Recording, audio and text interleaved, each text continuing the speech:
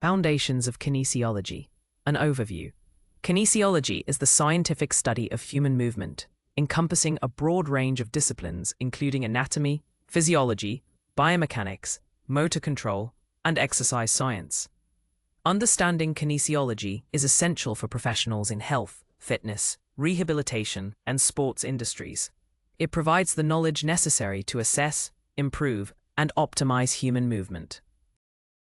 This field is crucial for professionals who help individuals of all ages and backgrounds improve athletic performance, prevent injury, manage chronic conditions, and promote overall wellness. The global health and fitness industry, which heavily relies on kinesiologists, was valued at over $96 billion in 2023, highlighting the demand for experts in this area. Ancient roots of kinesiology. The roots of kinesiology can be traced back to ancient civilizations, where the importance of physical movement was recognized for health, athletic performance, and military training. Early examples are seen in Greek and Roman societies, where philosophers like Hippocrates and Aristotle explored the relationship between the body and movement.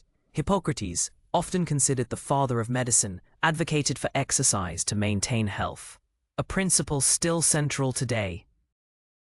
In ancient Rome, gladiators and athletes underwent systematic training to enhance their physical abilities, laying the groundwork for the scientific study of human movement.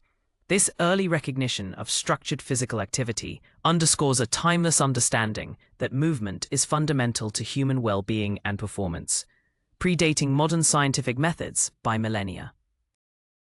Kinesiology's evolution and scope. In the 19th and early 20th centuries, kinesiology became more formalized with the emergence of exercise physiology and biomechanics as distinct scientific fields. The development of kinesiology as an academic discipline accelerated during the mid-20th century, driven by advancements in medical research, technology, and a growing interest in physical therapy and rehabilitation. This period saw the integration of scientific methods to study human movement more rigorously. Today, kinesiology is a multidisciplinary field incorporating principles from biomechanics, physiology, psychology, and sports science. Its scope spans health and fitness, sports performance, injury rehabilitation, and ergonomics. Kinesiologists work with individuals of all ages, addressing goals from improving athletic performance to managing chronic conditions, showcasing its broad applicability. Diverse career pathways in kinesiology.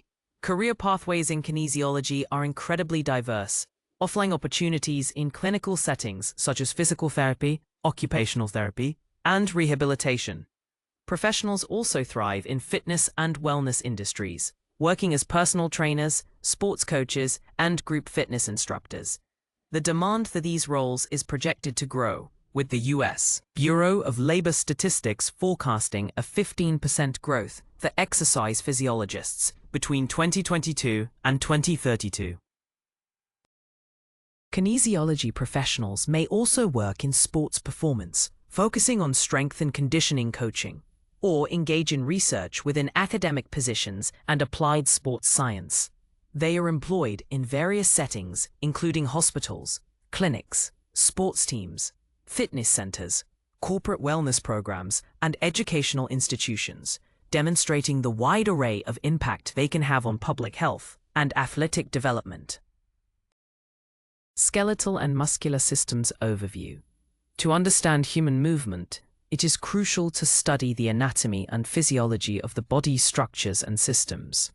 The skeletal system provides the rigid framework for the body, offering support and protection. In contrast, the muscular system facilitates movement through the coordinated contraction and relaxation of muscles, working in tandem with the skeletal system. These two systems are intricately linked.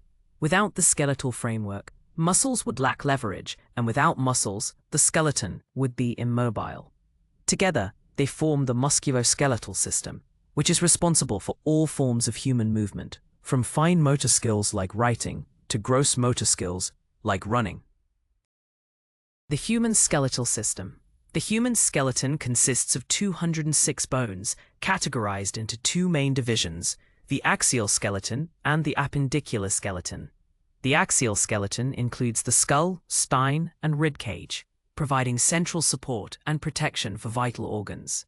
The appendicular skeleton comprises the limbs and their attachments, enabling movement and manipulation. Bones are connected by joints, which allow for movement. Important joints for human movement include hinge joints, example, elbows, knees, ball and socket joints, example, shoulders, hips, and pivot joints, example, neck. Interestingly, a newborn baby has around 300 bones, many of which fuse together as they grow, resulting in the adult count of 206. The human muscular system. The muscles work in tandem with the skeleton to produce movement. The muscular system consists of three types: skeletal muscle, smooth muscle, and cardiac muscle. Skeletal muscles, attached to bones by tendons, are responsible for voluntary movement, allowing us to consciously control actions like walking or lifting. These muscles constitute about 40% of an average adult's body weight. Smooth muscle is found in the walls of internal organs like the stomach and intestines, controlling involuntary movements such as digestion. Cardiac muscle, unique to the heart, is also involuntary and responsible for pumping blood throughout the body. When you bend your arm, the biceps muscle contracts while the triceps relaxes, demonstrating the coordinated action of skeletal muscles. Muscle categorization and function. Muscles are categorized as either prime movers, agonists, antagonists, or stabilizers, each playing a distinct role in movement. Prime movers initiate a particular movement, while antagonists oppose that action, providing control and preventing overextension. This coordinated interplay ensures smooth and controlled motion. Stabilizers help maintain proper posture and joint alignment, crucial for preventing injury during movement. In a squat, for example, the quadriceps act as prime movers, hamstrings as antagonists, and core muscles, abdominals and lower back, stabilize the pelvis and spine. This intricate system allows for complex movements and protects the body, with over 600 skeletal muscles contributing to these actions. Biomechanics, principles of movement. Biomechanics is the study of the mechanical principles that govern human movement, combining knowledge from physics and anatomy. It analyzes how forces affect the body and its movement, providing a scientific basis for understanding physical performance. By understanding biomechanics, professionals can optimize athletic performance, prevent injury, and improve rehabilitation outcomes. This field is essential for designing effective training programs and equipment, as it quantifies the forces and stresses on the body during various activities.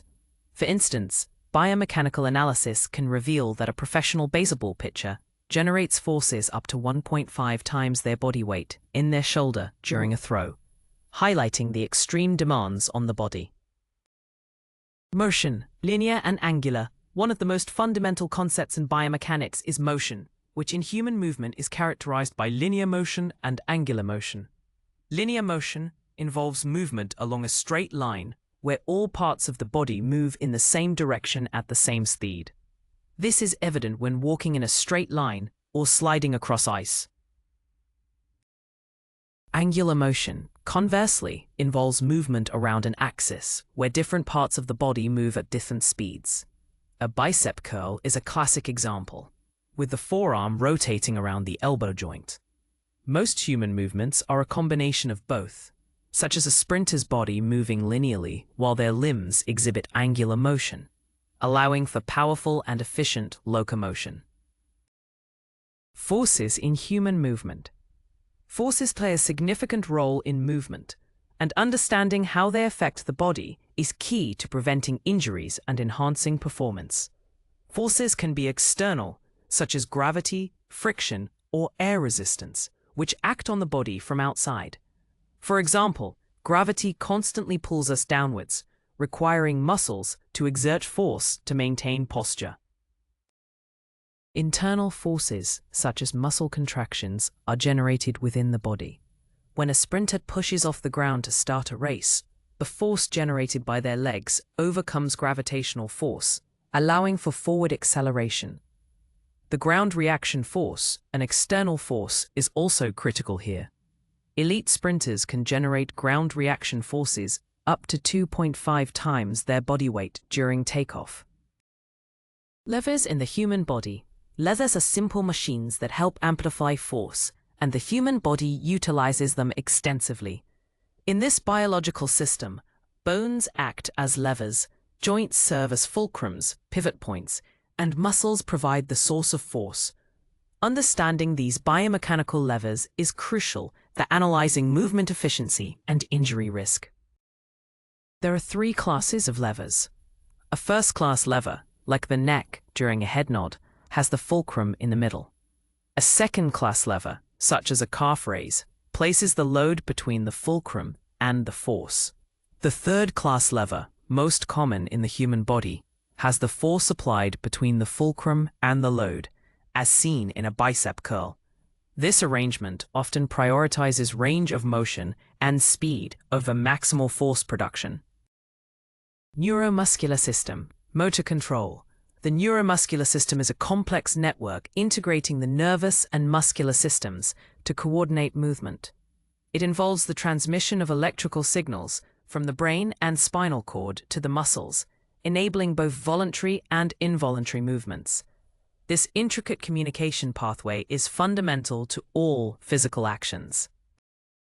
Motor control is the process by which the brain plans, initiates, and monitors movement. It relies on the central nervous system, CNS, comprising the brain and spinal cord, and the peripheral nervous system, PNS, which connects the CNS to the muscles. When you decide to pick up a cup, your brain sends an electrical signal through the PNS to the arm and hand muscles, causing them to contract and generate movement. This signal transmission can occur at speeds up to 120 meters per second. Coordination and proprioception. Coordination refers to the ability to perform smooth and controlled movements, essential for activities like walking, running, swimming, and playing sports. It relies heavily on sensory input, including sight and proprioception, to guide movement. Proprioception is the body's ability to sense its position in space, even without visual input, and it plays a critical role in maintaining balance and preventing falls. For example, when walking on uneven ground, your brain receives continuous feedback from your feet and joints through proprioceptors, allowing you to adjust posture and movement to avoid injury. This constant feedback loop is vital for dynamic stability. Athletes often train proprioception through balance exercises, which can significantly reduce the risk of ankle sprains and other joint injuries. Neuromuscular control in real life. Neuromuscular control is crucial in various real-life scenarios, particularly in rehabilitation and athletic performance. Following a stroke, patients often need to relearn how to move a limb due to impaired motor function, a process heavily reliant on retraining neuromuscular pathways. This rehabilitation can involve years of dedicated therapy to regain lost function. Athletes also continuously improve their coordination for complex movements, such as a gymnast performing a routine or a basketball player executing a jump shot. Enhanced neuromuscular control allows for greater precision, power, and efficiency, directly contributing to peak performance and reducing the risk of injury. The ability to quickly adapt and react to changing environments is a hallmark of well-developed neuromuscular control. Exercise physiology, body's responses. Exercise physiology is the study of the body's physiological responses and adaptations to physical activity. It is a crucial field for anyone working in health, fitness, sports performance, or rehabilitation, as it provides the scientific basis for effective training. Understanding these responses helps professionals design programs that optimize performance and prevent injury. This module delves into the different energy systems, physiological adaptations to exercise, and the importance of muscular strength, endurance, flexibility, and mobility. For example, regular exercise can lead to a 25 to 30% increase in maximal oxygen uptake, VO2 max, in untrained individuals, significantly improving cardiovascular health and endurance. Energy systems, aerobic and anaerobic. The body relies on three primary energy systems to fuel physical activity: the phosphagen system, anaerobic glycolysis, and aerobic metabolism. These systems differ in how they generate adenosine triphosphate, ATP, the body's energy currency, and how long they can sustain activity. The interplay between these systems allows for a wide range of physical efforts. The choice of energy system depends on the intensity and duration of the activity. For instance, during a 100-meter sprint, the phosphagen system dominates, while a marathon relies heavily on aerobic metabolism. Understanding these systems is key to tailoring training programs to specific athletic demands, ensuring optimal energy production for desired outcomes. The phosphagen system, immediate energy. The phosphagen system, also known as the ATP-CP system, is the body's immediate energy source for high-intensity activities lasting up to 10 to 15 seconds. This system uses stored adenosine triphosphate, ATP, and creatine phosphate, CP, in muscles to rapidly regenerate ATP. It's the fastest way to produce energy, but its capacity is very limited. For example, during a short maximal sprint, a heavy weight lift, or a powerful jump, the phosphagen system provides the quick burst of energy required. The muscle stores of ATP and CP are small, meaning this system depletes quickly, necessitating recovery or a shift to other energy systems. This system is crucial for explosive power, such as a vertical jump that can generate forces up to 3 to 4 times body weight. Anaerobic glycolysis, short-duration energy. The anaerobic glycolysis system, also known as the lactic acid system, kicks in when the phosphagen system depletes. It is used for activities lasting from about 10 seconds to 2 minutes, such as a 400-meter sprint or repeated high-intensity efforts. This system breaks down glucose, carbohydrates, in the absence of oxygen to produce ATP. A byproduct of this process is lactate, which accumulates and contributes to muscle fatigue, commonly referred to as the burn during high-intensity exercise. While this system provides energy relatively quickly, it is less efficient than the aerobic system and is limited by lactate accumulation. For example, a 400-meter runner experiences significant lactate buildup, with blood lactate levels often reaching 10 to 20 times resting levels. Aerobic energy system, endurance. The aerobic energy system is utilized for longer duration activities from moderate to low intensity, lasting more than a few minutes to several hours. This system relies on oxygen to produce ATP by metabolizing carbohydrates, fats, and in some cases, proteins. It is the most efficient energy system, providing a large amount of ATP over extended periods. For example, when running a marathon or cycling for an extended period, the body primarily relies on aerobic metabolism to sustain energy levels. Aerobic exercise also leads to various health benefits, including improved cardiovascular health, enhanced fat metabolism, and better endurance. A well-trained endurance athlete can derive up to 70% of their energy from fat during prolonged exercise, sparing carbohydrate stores.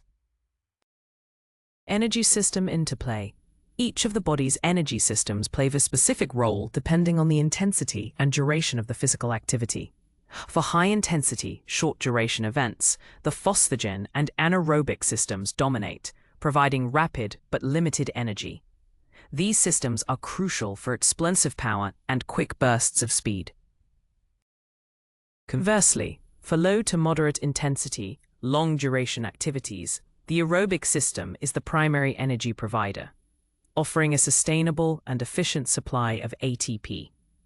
During a typical workout, all three systems are engaged to varying degrees, with transitions occurring as intensity and duration change. For instance, a soccer player will utilize all three systems during a match, from short sprints, phosphagen, to sustained running, aerobic, and intense bursts, anaerobic. Cardiorespiratory physiology. Adaptations. Cardiorespiratory physiology refers to the functioning of the heart, lungs, and circulatory system during exercise. When you engage in physical activity, the body's demand for oxygen increases significantly, and the cardiorespiratory system must adapt to meet these heightened demands. Consistent training leads to remarkable physiological changes. One of the key benefits of consistent cardiorespiratory training is the positive physiological adaptations that occur in both the cardiovascular and respiratory systems.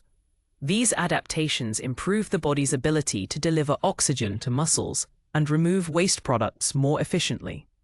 For example, regular aerobic exercise can reduce the risk of heart disease by up to 30%. Heart rate and stroke volume adaptations. During exercise, the heart rate increases to pump more oxygenated blood to working muscles. Simultaneously, the stroke volume, which is the amount of blood pumped by the heart per beat, also increases with regular aerobic training. These two factors are critical for meeting the body's oxygen demands. Over time, these adaptations lead to a lower resting heart rate, a clear sign of improved cardiovascular efficiency. For instance, a well-trained athlete may have a resting heart rate of 40 to 50 beats per minute, significantly lower than an untrained individual's 70 to 80 beats per minute. This lower resting heart rate indicates a stronger, more efficient heart that pumps more blood with each beat, requiring fewer beats overall. Cardiac output and endurance. Another important adaptation is cardiac output, which is the total volume of blood pumped by the heart per minute. Cardiac output is determined by the formula cardiac output is equals stroke volume times heart rate. During exercise, both stroke volume and heart rate increase, allowing more blood to be pumped to active muscles, thus increasing oxygen delivery. Over time, regular training increases cardiac output both at rest and during exercise, significantly contributing to improved endurance and performance. This enhanced capacity means the body can sustain higher levels of activity for longer periods. For example, a well-conditioned individual can increase their cardiac output by up to 5 to 6 times their resting value during maximal exercise, compared to 3 to 4 times for an untrained person. Respiratory system adaptations. The respiratory system also plays a key role in exercise and undergoes significant adaptations with cardiorespiratory training. During physical activity, the lungs work harder to bring oxygen into the body and expel carbon dioxide, a byproduct of energy production. This increased efficiency is vital for sustained performance. Pulmonary ventilation, the movement of air in and out of the lungs, increases as exercise intensity rises. Additionally, the alveoli, the tiny air sacs in the lungs where gas exchange occurs, become more efficient at absorbing oxygen and expelling carbon dioxide as aerobic fitness improves. This means a trained runner can maintain a faster pace over a longer period because their respiratory system is more efficient at delivering oxygen and removing carbon dioxide from the bloodstream, often increasing lung capacity by 10 to 15%. Muscular strength and endurance. Muscular strength and endurance are fundamental components of fitness, crucial for both daily activities and athletic performance. Strength refers to the maximum amount of force a muscle or group of muscles can exert in a single effort. Endurance, on the other hand, is the ability of a muscle to sustain repeated contractions over an extended period without fatigue. Developing muscular strength involves progressive overload, where resistance training intensity is gradually increased to challenge muscles. Strength training techniques, such as weightlifting with free weights or machines, typically involve fewer repetitions, e.g., 4 to 6, with heavier weights.